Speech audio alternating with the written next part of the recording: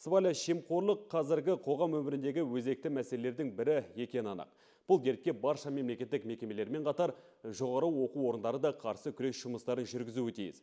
Осыған орай бүгін мемлекеттік қызмет және сыбайлас жемқорлыққа қарсы іс-қимыл агенттігінің облыстық департаменті Тараз мемлекеттік педагогикалық институтында сыбайлас жемқорлық білім беру сапасына кері әсер етуші фактор тақырыбында ғылыми-практикалық конференция ұйымдастырды. Сыбайлас жемқорлық еліміздің әлемдік қоғамдастық алдындағы абыройын түсіретін әрі экономикалық заңдардың еркін қызмет етуі шектейтін басты кедергілердің бірі. Осындай дертті алдын алу барша қоғамның міндеті. Оның ішінде жоғары оқу орындарының үлесі басым. Сондықтан бүгінгі жиында студенттердің арасында сыбайлас жемқорлыққа қарсы мәдениетінің жаңа моделін қалыптастыру атты баяндамалар жасалды. Конференцияға қатысқан облыс әкімінің орынбасары сыбайлас жемқорлық алдымен еліміздің ертеңі болар студенттер үшін қауіпті екендігін атап өтті.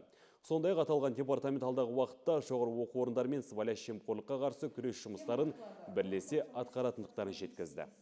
Мен өзім ойлаймын, сол өзінің жұмыста оңды бағасын тиісті дәрежеде солардың бәрі келешекте орындалады.